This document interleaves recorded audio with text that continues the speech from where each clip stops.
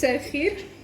دي أكلة هندي من المطعم الهندي اسمها تشيكن شيلي مسلة، مشهورة في المطعم الهندي، ودي من أكلاتهم الجميلة يعني.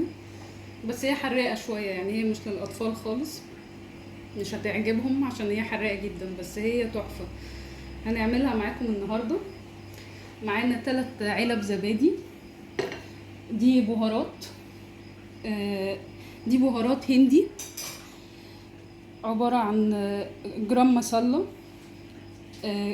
حاجة عندهم اسمها زي الشطة عندنا الحمرا بس اسمها كشميري شيلي باودر، كمون نص معلقة، عود قرفة، معلقة كزبرة، هنا 100 جرام زيت، بصلتين كبار، دول 2 كيلو صدور فراخ اللي هي الفيليه، كزبرة خضرة 50 جرام و50 جرام نعناع او بولة صغيرة يعني، معلقة كبيرة توم ومعلقة جنزبيل. هنعمل معاكم الأكلة دي دلوقتي.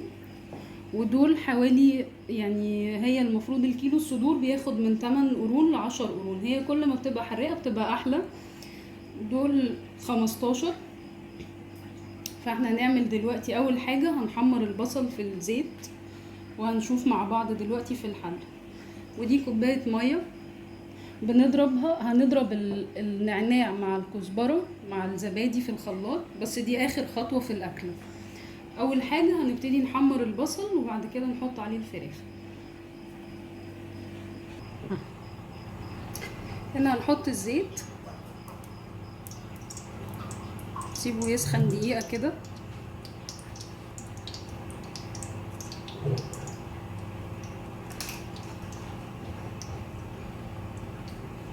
نحط البصل،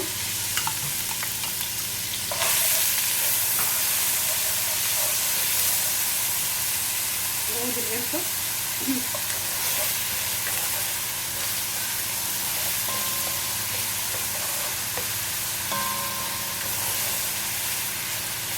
هنبتدي نقلب اول ما لحد ما تبقى ذهبي كده.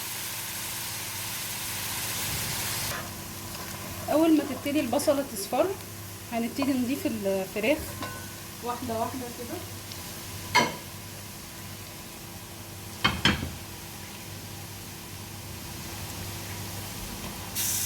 وهنقلب اول باول عشان ما تنزلش ميتها.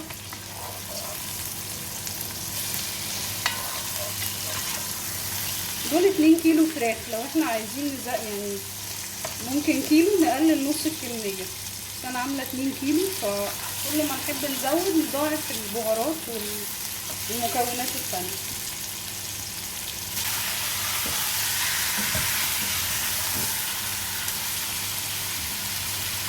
واحدة واحدة لحد ما نخلص كل كمية الفراخ اللي عندنا.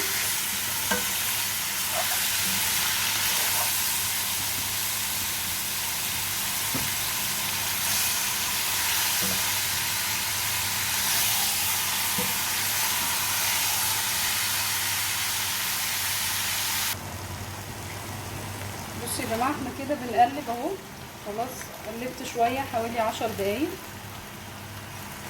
لحد ما خلاص شربت اهي كل السوائل اللي نزلتها، تبتدي تتشوح كده واحدة واحدة.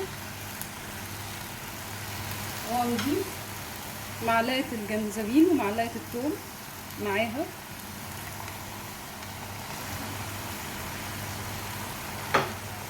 والريحة تحفة. هنقلب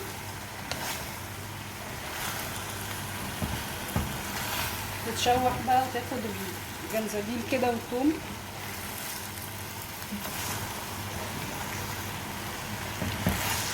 زي ما انتم شايفين كده مبقاش فيه اي سوائل فيها.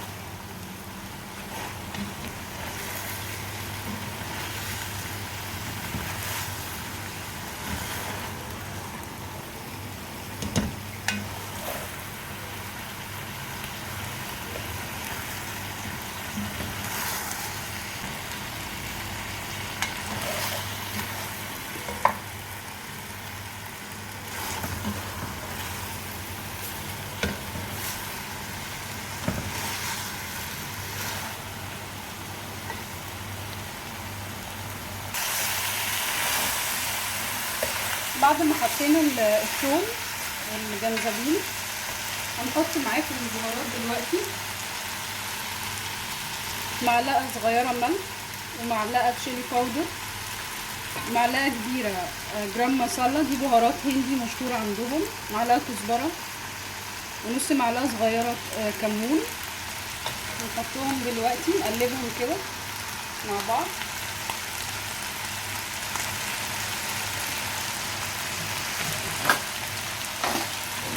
اهو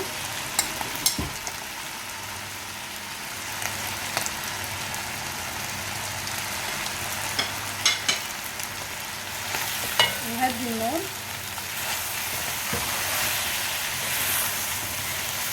نقلبها. مش قادره اوصف لكم جمال الريحه يا جماعه، تحفه. هما مميزين بالبهارات.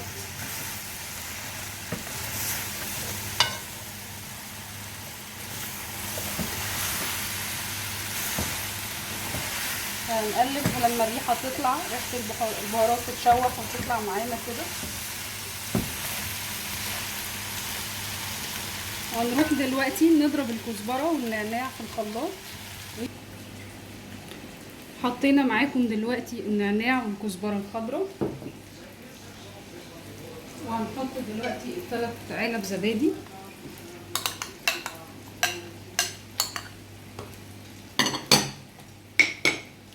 وهنحط الفلفل الحامي،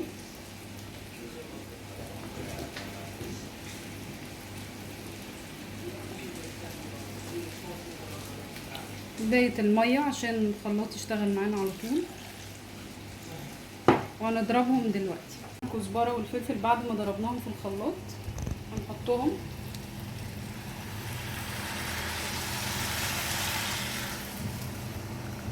زي ما قلنا الأكلة دي مش للأطفال.